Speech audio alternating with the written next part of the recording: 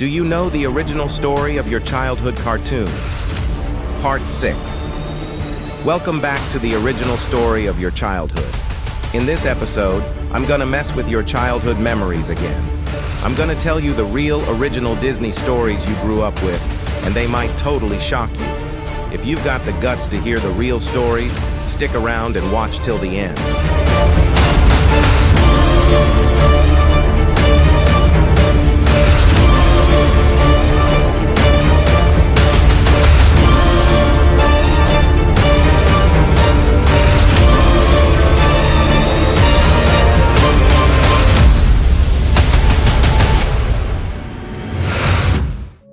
We all know the story of the Teenage Mutant Ninja Turtles, but you don't know the ending.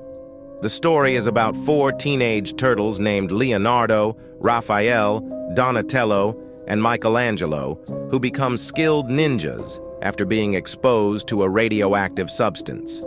They live in the sewers of New York City with their master, Splinter, who is a mutated rat.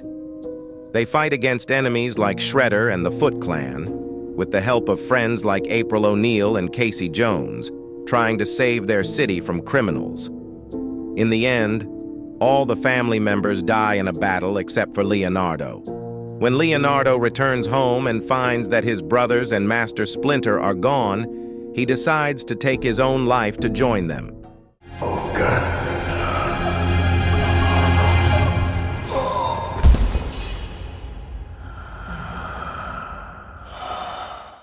Cinderella tells the story of a young girl who has to live with her wicked stepmother and 2 mean stepsisters. Her mother died when she was young, and after her father remarried, he also died shortly after. Her stepfamily forces her to work as a servant in the house and spend as much of her father's inheritance as they can. When the royal family throws a party to find a wife for the prince, her stepmother and stepsisters tear up her party dress and go without her. With the help of her animal friends and a kind fairy, Cinderella goes to the party, and the prince falls in love with her. But at midnight, the magic ends, and she has to flee, leaving behind a glass slipper. The prince finds her with the slipper, and they live happily ever after. The Grimm brothers' version starts with Cinderella's mother's death, and her father remarries, hoping to provide a mother for her. But her stepmother and stepsisters make her work hard and take away all her possessions, even her bed. She has to sleep by the fireplace, and they call her Cinderella because of the ashes. When her father goes on a trip, he asks what gifts they want. Cinderella asks for the first branch that brushes against his hat. She plants it by her mother's grave and waters it with her tears, growing a beautiful tree with birds that help her and grant her wishes. At the royal ball, Cinderella wants to attend, but her stepmother gives her impossible tasks. Birds help her, but her stepmother still won't let her go. With the help of the birds, she gets a beautiful dress and golden shoes and goes to the ball. The prince falls in love with her, but she hides her identity and runs away.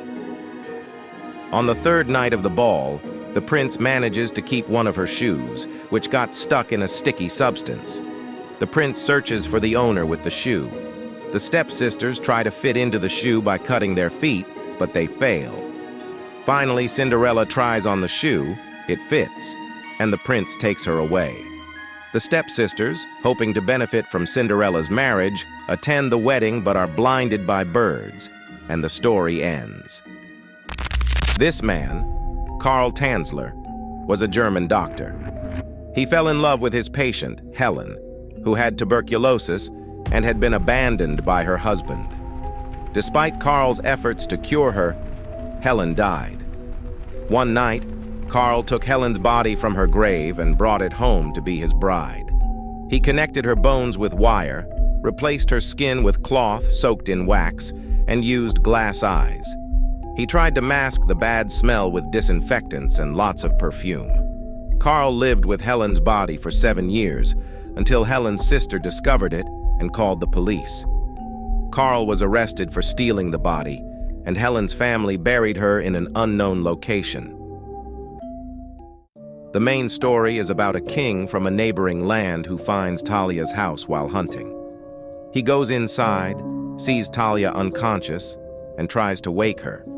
When he can't, even though he knows she's not dead, he rapes her and then returns to his land.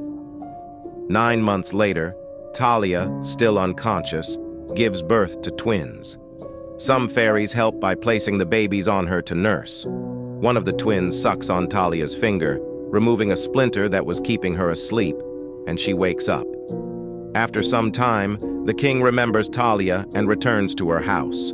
He's surprised to find her awake and with their twins.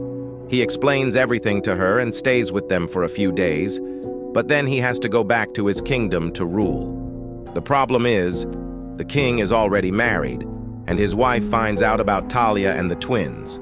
The queen is furious and comes up with a plan.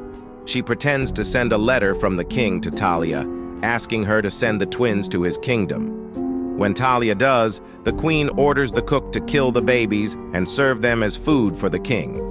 But the kind cook hides the babies with his wife and cooks 2 lambs instead. When the king eats the meal, the queen tells him he is eating his children, but he doesn't understand her strange words.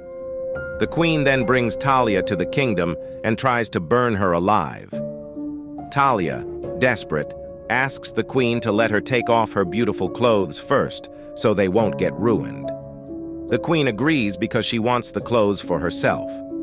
As Talia undresses, she cries out loudly. The king, returning home, hears Talia's cries and rushes to the palace. He discovers the queen's plan and orders that the queen, her secretary, and the cook be burned. The cook reveals the truth, and the king rewards him. The king then lives happily with Talia and their twins. The minions, you know them, right? They seem like they're based on babies because they don't know much. This picture is from World War II. What happened was, during World War II, in Germany, they took Jewish children and did tests on them with chemicals. They even used them in experiments with poison gas. They put these kids in special helmets and suits that look a lot like the minions.